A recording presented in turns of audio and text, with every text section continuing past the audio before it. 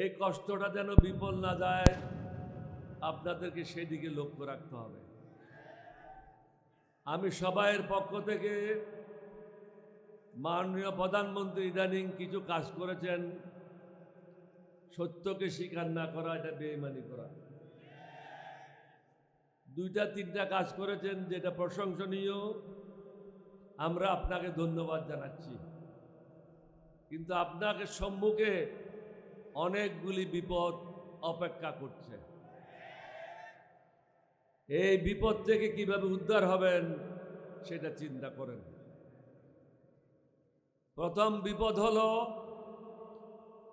লক্ষ লক্ষ যুবক চাকরির জন্য ঘুরে বেড়াচ্ছে, প্রতিদিন বেকার সমস্যা বৃদ্ধি পাচ্ছে, বিদেশি বিনিয়োগ বন্ধ। বাংলাদেশে যে সমস্ত বড় বড় বিদেশি কোম্পানিগুলি আছে তারাও তাদের কর্মকাণ্ড গুটিয়ে নিচ্ছে। তাহলে আমাদের ছেলে মেয়েরা কোথায় যাবে? দুর্ভিক্ষের আশঙ্কা, তৃতীয় বিশ্বযুদ্ধের আশঙ্কা, যুদ্ধের কারণে দ্রব্যমূল্যের ক্রমবর্ধমান ঊর্ধ্বগতি, জনগণ দুঃসহ জীবনযাপন করছে, যার কারণে পত্রিকা খুললেই দেখবেন প্রতিনিয়ত হত্যাকাণ্ড ঘটছে। মানুষের মনে যখন অশান্তি হয়, মানুষ যখন সমস্যায় জর্জরিত হয়, সে তখন আর ডান বাম দেখে না। আরেকটি গুরুত্বপূর্ণ বিষয় হলো বিদেশি দালালদের কারণে আমরা গত 19 বছর অনেক কষ্ট পেয়েছি। এই দালালদের চিহ্নিত করতে হবে, তাদের হাত পা ভেঙে দিয়ে পুলিশে সোপর্দ করতে হবে। এখানে দেখতে হবে সুগেন্দুর কোনো ফলোয়ার আছে কিনা। এই গরুটা ক্ষমতায় আসার পরে থেকে বাংলাদেশের বিরুদ্ধে হুমকি দিচ্ছে, যুদ্ধ করব, দখল করে নেবে, এটা তোমার বাপের দেশ, তুমি দখল করে নেবা। আর আমরা যদি বলি আমরা আসাম, ত্রিপুরা, মেঘালয়, 7 সিস্টার সব দখল করে নেব, তখন কি বলবা? আমরা তো সেটা বলছি না। আমরা বলি যে আমাদের ঘরে আমাদেরকে শান্তিতে থাকতে দাও, তুমি তোমার ঘরে শান্তিতে থাকো, তোমার ব্যাপারে আমরা কোনো হস্তক্ষেপ করব না, এটা তোমাদের আভ্যন্তরীণ ব্যাপার। কিন্তু তোমরা প্রতিনিয়ত আমাদের আভ্যন্তরীণ ব্যাপারে হস্তক্ষেপ করে যাচ্ছ। বাংলাদেশকে অশান্ত করার ব্যাপারে ভারত এখন নতুন পদক্ষেপ নিয়েছে। শহীদ রাষ্ট্রপতি জিয়াউর রহমানের সময় কাদের সিদ্দিকী সহ আওয়ামী লীগের অসংখ্য নেতাকর্মী ভারতে আশ্রয় নিয়ে ব্রাহ্মণবাড়িয়া থেকে আরম্ভ করে ময়মনসিংহ পর্যন্ত বর্ডার অস্থিতিশীল করেছিল। এটাকে ঠিক করতে আমাদের অনেক কষ্ট হয়েছে। তৎকালীন ভারতের প্রধানমন্ত্রী, উনার সাথে কথা বলে, উনি খুব ভালো লোক ছিলেন, ভদ্রলোক ছিলেন, উনি এই সমস্যা নিজেই সমাধান করেছিলেন। কিন্তু এখন ভালো লোক, ভদ্রলোক ভারতে ক্ষমতায় নাই। মানুষকে, মুসলমানদেরকে নামাজ পড়তে দিচ্ছে না, মসজিদ ভেঙে দিচ্ছে, ঘর বাড়ি জ্বালিয়ে দিচ্ছে। আমরা তো কোরআন মানি, সুন্নাহ মানি, যার কারণে প্রত্যেক ধর্মের মানুষকে আমরা নিরাপত্তা নিশ্চিত করছি। আমাদের দেশে তো কোনো ঘটনা ঘটে না, কারণ আমরা আমার নবীর উম্মত, আল্লাহর বিধান আমরা মেনে চলি। এখানে প্রফেসর মুজিবুর রহমান সাহেব বলে গেছেন, ইংলিশে বলে, পাকিস্তানে যখন আমি বিএ পড়ি বিশ্ববিদ্যালয়ে, আমাদের একটা বই ছিল, ওটার নাম ছিল ইসলামিক আইডিওলজি। ওইটার প্রথম শব্দটাই ছিল Islam is a complete code of life. Islam হলো একটা পূর্ণাঙ্গ জীবন ব্যবস্থা। প্রধানমন্ত্রীকে বুঝতে হবে বেকার সমস্যা কিভাবে সমাধান করবে,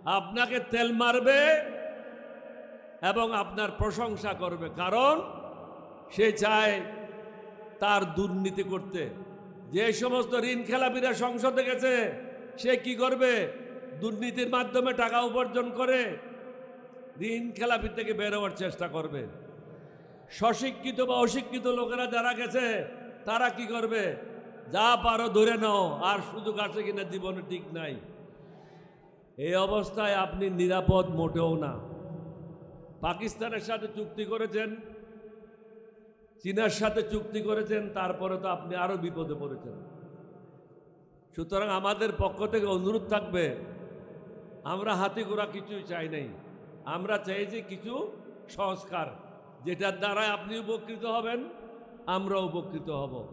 যত দ্রুত সম্ভব সংস্কারগুলি করেন, একদিকে থেকে মুক্ত হন এবং বিরোধী দলের নেতাকে সাথে নিয়ে বাকি সমস্যাগুলি সমাধানের জন্য পদক্ষেপ নেন। রাজশাহীবাসীকে ধন্যবাদ জানিয়ে, বিশেষ করে এই মিটিংয়ের দ্বারা আয়োজন করেছেন, কষ্ট করেছেন, আপনাদের ধন্যবাদ জানাই আমার বক্তব্য শেষ করছি। আসসালামু আলাইকুম ওয়া রাহমাতুল্লাহি ওয়া বারাকাতুহু। আসসালামু আলাইকুম। সংগ্রামী জনতা,